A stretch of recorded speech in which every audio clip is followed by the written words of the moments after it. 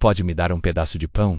Suplicou o morador de rua. E o milionário que viu nunca foi o mesmo. Era uma manhã fria de inverno quando Ricardo Almeida saía de sua cobertura luxuosa no centro da cidade, ajustando o nó perfeito de sua gravata italiana, enquanto o motorista particular já o aguardava na porta do prédio. Aos 42 anos, Ricardo havia construído um império no ramo imobiliário. Erguendo oranacis que tocavam as nuvens e fechando negócios que movimentavam milhões, seus sapatos de couro brilhavam tanto quanto sua reputação de homem implacável nos negócios. Alguém que não tinha tempo para sentimentalismos ou fraquezas. Para ele, o mundo se dividia em duas categorias bem definidas: os vencedores que trabalhavam duro para conquistar seu lugar ao sol e os perdedores que simplesmente desistiam de lutar. Ele se orgulhava de pertencer ao primeiro grupo, de ter começado do zero e alcançado o topo através de determinação e sacrifício, mesmo que isso significasse deixar para trás amizades, relacionamentos e até mesmo a própria família que raramente via. Naquela manhã específica, enquanto caminhava apressado pela calçada em direção ao carro, Ricardo nem percebeu a figura curvada sentada junto à parede do prédio vizinho. Era José, um homem de aproximadamente 60 anos, com roupas surradas e rasgadas que mal protegiam seu corpo magro do frio cortante que insistia em penetrar até os ossos. Seus cabelos grisalhos estavam desgrenhados, seu rosto marcado por rugas profundas que contavam histórias de sofrimento e privação.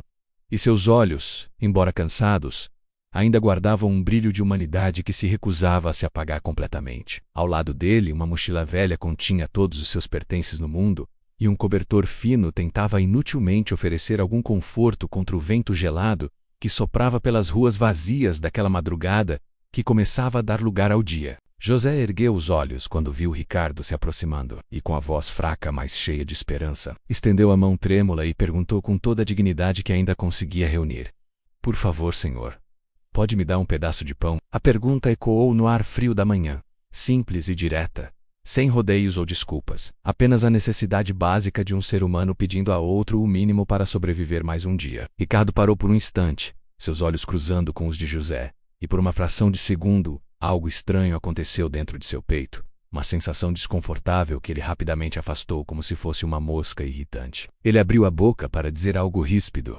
talvez mandar o homem procurar um emprego ou parar de incomodar pessoas que realmente trabalhavam.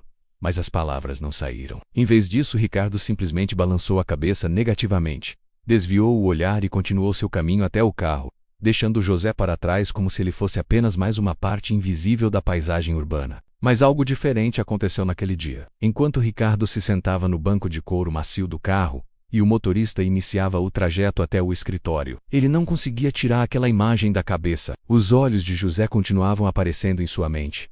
Aquela voz fraca pedindo apenas um pedaço de pão. Não dinheiro, não um favor elaborado, apenas comida. Durante toda a reunião matinal com seus sócios, Marcelo e Patrícia, enquanto discutiam a aquisição de um novo terreno que valeria milhões, Ricardo se pegou distraído, olhando pela janela e pensando naquele homem na rua. Marcelo, seu braço direito na empresa há mais de 10 anos, notou a distração incomum e perguntou se estava tudo bem, ao que Ricardo apenas acenou positivamente e tentou se concentrar nos números e projeções que Patrícia apresentava com seu entusiasmo habitual. No dia seguinte, Ricardo pediu ao motorista para passar pela mesma rua, e lá estava José, no mesmo lugar, como se aquele pequeno pedaço de calçada fosse seu único território no mundo. Desta vez, Ricardo mandou o carro parar e desceu, caminhando até uma padaria próxima onde comprou 2 pães franceses ainda quentes, manteiga e um café. Quando voltou e entregou o saquinho a José, o homem ergueu os olhos com uma mistura de surpresa e gratidão tão profunda que Ricardo sentiu um aperto no peito. José não disse apenas obrigado. Ele segurou a mão de Ricardo com suas mãos ásperas e frias, e com lágrimas nos olhos murmurou uma bênção que o empresário não sabia se merecia. Aquele gesto simples, aquele toque humano que ele havia evitado por tanto tempo, despertou algo dentro dele que estava adormecido há anos. A partir daquele dia, Ricardo começou a parar todas as manhãs para conversar com José. No início eram apenas alguns minutos, uma troca rápida de palavras enquanto entregava comida ou café, mas aos poucos as conversas foram se estendendo e aprofundando. Ricardo descobriu que José não era apenas mais um morador de rua sem história. Ele era um homem que já teve uma vida completamente diferente. José havia sido professor de literatura, casado com Helena, uma mulher que ele descrevia com tanto amor que parecia que ela ainda estava ali ao seu lado. Eles tinham uma filha, Ana Clara, que era a luz de seus olhos, uma menina inteligente e cheia de sonhos. Mas a vida tinha sido cruel com José. Um acidente de carro tirou Helena dele de forma súbita e devastadora, e a dor da perda foi tão grande que ele começou a beber para tentar esquecer o vazio que se instalou em sua alma. Perdeu o emprego, perdeu a caça, e o pior de tudo, perdeu o contato com Ana Clara, que foi morar com os avós e, com o tempo, se afastou do pai que não conseguia mais cuidar de si mesmo, quanto mais dela. Enquanto ouvia aquelas histórias sentado na calçada ao lado de José sem se importar com um terno caro que encostava no chão sujo, Ricardo começou a enxergar o mundo de uma forma completamente diferente. Ele percebeu que sua visão simplista de vencedores e perdedores era não apenas cruel, mas profundamente ignorante da complexidade da vida humana. José não era um perdedor que havia desistido. Ele era um homem que havia sido quebrado pelas circunstâncias e pela dor. Alguém que precisava de ajuda para se reerguer, não de julgamento ou desprezo. Ricardo começou a se questionar sobre suas próprias escolhas, sobre todo o dinheiro que acumulou e o vazio que sentia quando voltava para casa todas as noites, sozinho em meio ao luxo que construiu, mas que não aquecia seu coração. Uma manhã, Ricardo chegou com uma proposta inesperada. Ele tinha um apartamento pequeno que estava vazio, parte de um prédio antigo que sua empresa tinha adquirido, mas ainda não demolido, e ofereceu espaço para José morar até conseguir se reorganizar. Mais do que isso, ele se ofereceu para ajudar José a encontrar Ana Clara, a se reconectar com a filha que havia perdido há tantos anos. José chorou abertamente.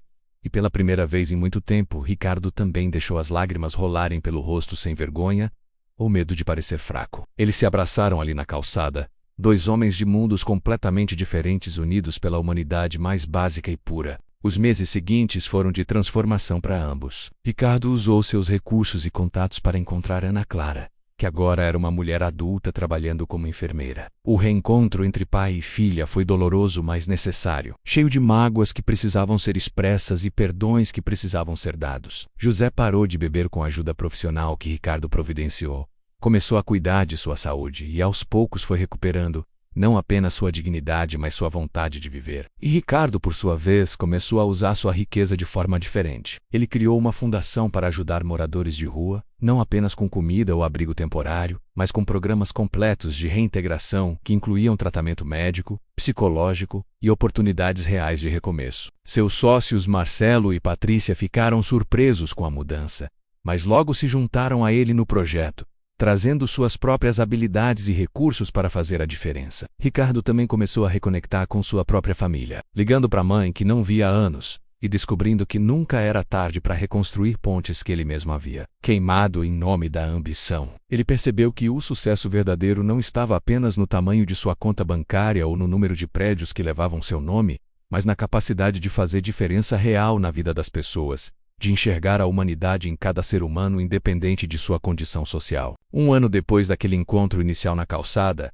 Ricardo organizou um jantar especial em um restaurante simples, mas acolhedor. Estavam presentes José, agora morando em seu próprio apartamento e trabalhando novamente como professor em um projeto social. Ana Clara com seu sorriso radiante ao lado do pai recuperado, Marcelo e Patrícia que haviam se tornado amigos próximos além de sócios, e também a mãe de Ricardo, Dona Teresa, uma senhora de cabelos brancos e olhos bondosos que não cabia em si de felicidade por ter seu filho de volta. Durante o jantar, José fez um brinde emocionado, agradecendo não apenas a Ricardo, mas a todos ali presentes, por provarem que a bondade e a compaixão ainda existiam no mundo, que nunca era tarde para recomeçar, e que o amor e a conexão humana eram os únicos tesouros que realmente importavam. Ricardo ergueu sua taça e olhou ao redor da mesa, vendo rostos sorridentes e olhos brilhantes, e percebeu que aquele era o momento mais rico de toda a sua vida. Ele pensou em como tudo começou com uma pergunta simples, um pedido humilde por um pedaço de pão. E como aquele encontro casual na calçada havia mudado não apenas a vida de José, mas principalmente a sua própria. Ele havia aprendido que a verdadeira riqueza não estava em acumular, mas em compartilhar. Não em se isolar no topo, mas em estender a mão para ajudar quem estava embaixo. Não em julgar, mas em compreender. E enquanto brindava com aquelas pessoas que agora faziam parte de sua vida de forma genuína e verdadeira,